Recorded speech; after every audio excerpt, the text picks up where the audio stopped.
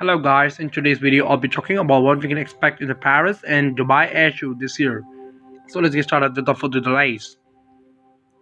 For the Paris air show, which happens from 17th to 23rd June at Bourget, Paris, sorry if I mispronounced it, there are some quite huge expectations, not just from Boeing and Airbus but from many airlines who place huge orders during these kind of air shows, and it has happened before, so let's hope it happens again. First we start with Airbus. We're going to start with the A220. The Airbus A220 has quite a lot, and now there's some recent news from Korean Air, which is interested in a stretched variant of the Airbus A220. Korean Air is the launch operator for the Airbus A220 in Asia. Chu Won Tai, okay, I can't spell that, TAE, the president of Korean Air, thinks that there is still room for more Airbus A220 in the airline's fleet. Korea's flag carrier currently operates 10 A220-300s. A stretched version of the aircraft such as the A220-500 is definitely possible, the Korean boss said last week at a press conference during the IATA's annual meeting at Seoul, South Korea. The design of the A220 allows for further extension of the fuselage, says Cho Won TAE. I can't spell it, but Airbus has so far no concrete plans for an elongated variant of the A220. The European manufacturer currently wants to focus on the ramp-up of production, cost reductions in the supply chain, and longer ranges for the A220-100 and 300 variants to make the program a profitable revenue source for the company.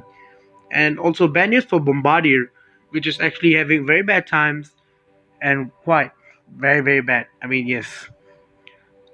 Bombardier, in an announcement, is going to quit from civil commercial aircraft business. So it's quite a very big bad time. You're going to have a very big, one of the top 5 aircraft manufacturers leaving. So it's a very bad thing.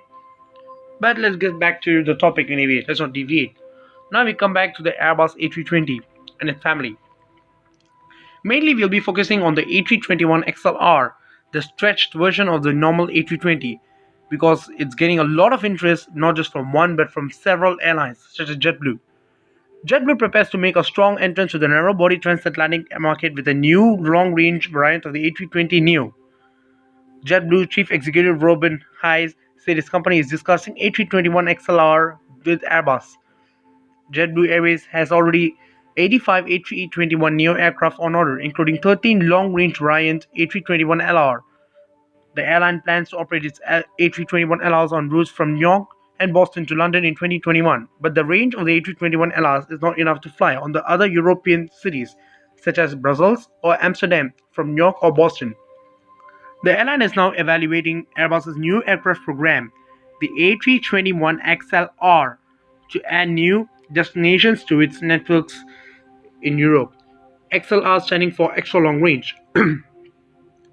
JetBlue may convert some of its orders to the longer range A321XLR instead of placing a complete new order.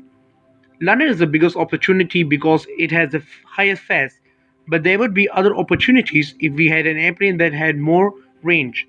The XLR gives us more range, Hayes said on the sidelines of the IATA's Global Airlines meeting in Seoul. We are still working through how many aircraft it would be, but any XLRs would be linked to the planes we have on order today. No decision has yet been taken, Hayes added. And also we have American Airlines, which also shows some interest in the A321XLR. So there is some quite gaining up on interest for the A321XLR.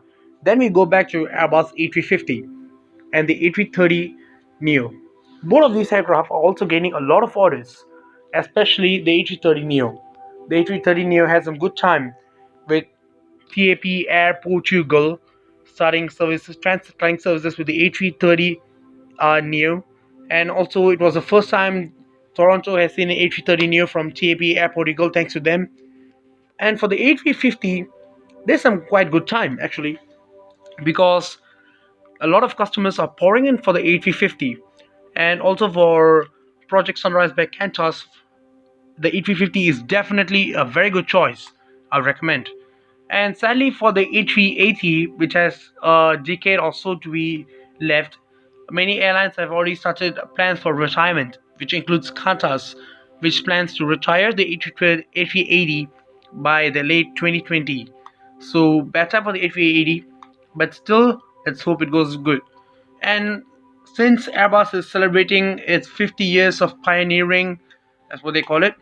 So 50 years for Airbus, they're going to do a special. They had actually planned a special formation flight, but we couldn't see because of the bad weather at Toulouse. And again, they will do some special flights over Le Bourget at the Paris Air Show to commemorate the 50 years.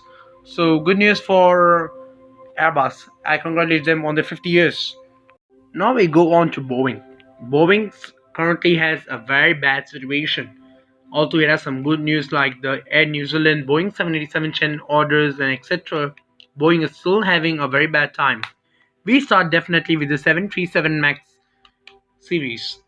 The 737 MAX series, which has a very problematic situation, is still yet to be fixed.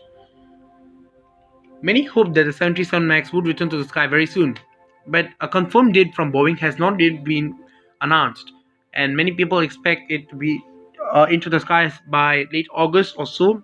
But still, no improvements and no announcements has been made from Boeing, which certainly raises the question whether is it that Boeing has still some fixes to do to its MCAS system in the Boeing 737 MAX. Sorry for the voice. The Boeing 737 MAX, being the best-seller plane, has now become the most grounded plane for the whole year after the fatal ET302 Ethiopian crash in Addis Ababa after a short takeoff from there. So it's quite a bad news for not just Boeing but many of its customers as well, as they also have been affected in several ways. And then we go on to the 747 series. The iconic Queens of the Skies, so called it, is now being going to be retired by many airlines. We already know that British Airways is going to retire it in 2023, which is just 3 years and a few more months away. But Qantas, also a quite big operator of the 747 series, is planning to retire its fleet of 747s in 2020, some sources say. We are not sure whether this is true or not, but if it is true, bad news for Boeing fans and the 747 fans, because you're going to see any more 747s usually lined up for Sydney and other stuff. And also Virgin Atlantic is already buying the 787 Dreamliners, which are going to replace the 747s. So I don't think Australia is going to see any more 747s. And if it sees, I congratulate them, because it's quite rare after the Australian-based airlines are going to replace them with other aircrafts. And now we come back to a very big topic, the 777. The 777, which is very famous and is also considered as one of the best wide body sellers in the aviation industry, is going to have some bad time with its management from Boeing. The 777X, which is said to be as the extended version or whatever you call it, is having more very bad time. You may ask why? Because it's having some problems with its GE9X engines, and also it's being there. And there are some questions arise whether the 777X will have its first flight in the Paris Air Show. It is still not confirmed by Boeing yet, but we do hope that it will be announced in the Paris Air Show about the 777X status. The 777X, which has some problems with the GE9X engine, is saying that okay, they're going to have something. But the big question is whether Boeing's 777X will be on time because of the GE9X engine problems and other technical issues, which I'm not sure, I don't know. I will try my best to find it out. But for now, this aircraft is still on the dot because we don't know what's going to happen to this aircraft. This aircraft has a very iconic feature, which is the folding winglets, which no other aircraft has had yet until now. But still, we don't know when it's going to take up into the skies. It similarly looks like it's going to have a similar situation with the Boeing 737 MAX, but let's hope it gets into the sky. And finally, we go on to the 787 before we get on to the more talk about topic of the Boeing airplanes. The 787 is also having a very bad time. The aircraft manufacturer Boeing has been hit with yet another setback after US authorities discovered issues with the 787-8 variant and 9 variant Dreamliners wheels and braking systems. Certain areas in the tire wheel zones could be susceptible to damage, which could result in loss of braking on one of the main landing gear nose loss of nose wheel steering, or loss of directional control on the ground. The Federal Aviation Administration (FAA) said in an advisory, it applies to fewer than 100 Boeing Dreamliners currently in operation. So quite some bad time with Boeing. It has been hit a lot of times. Then we again have very bad news. I just got the news now. It's saying that Qatar Airways will seek compensation from Boeing for the groundings of 377 MAX aircraft by Air Italy, in which the Doha-based company is a major shareholder. So again, as you see, the compensation issue for the 737 MAX is a very big topic. Not only Qatar Airways has come up, but the Chinese carriers, Ryanair, a very big operator of the 737s. I think it's the only operator. It's like Southwest. It has only 737s. So if it comes up, it's a very big thing. Then we go now to the 797, or called the new mid-sized aircraft. The 797, or Enemy, is a very big ambitious project by Boeing, which is expected to fill up the middle section of the market, of the aviation market. So it's a quite very big ambitious plan by Boeing, but still some information have been revealed by Boeing. But the question is this kind of possible? The information is that the aircraft is going to have only one pilot on board. The captain is on board, and the first officer will be on the ground, doing some stuff like monitoring instruments, etc. The big question here is this one pilot stuff going to work? I mean, with two pilots itself, we have a lot of issues. Let's say that the one pilot has died or has some kind of issues, and suddenly there's no aircraft, there's no person on operate. Two pilot is very good to relieve stress among the pilots on board, but just one pilot is going to cause him enormous amount of pressure and stress since he's operating the whole aircraft with his hands, whereas the first officer is just sitting on the ground and operating many flights.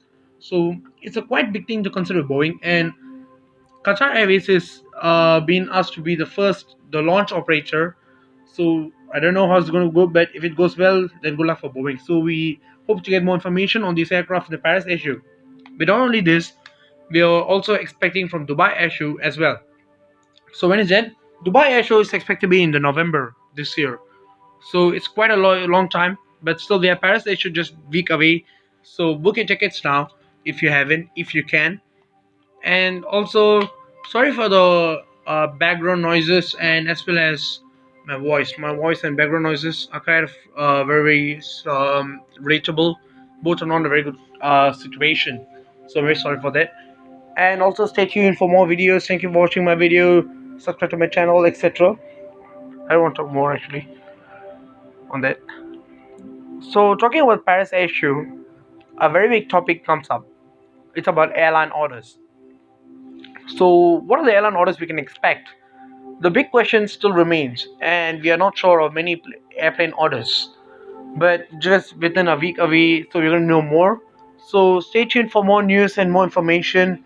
Let's hope that everything goes well for not just Airbus and Boeing, but for all other airlines and aviation industry. And have a nice day. Thank you for tuning to my video. Bye bye.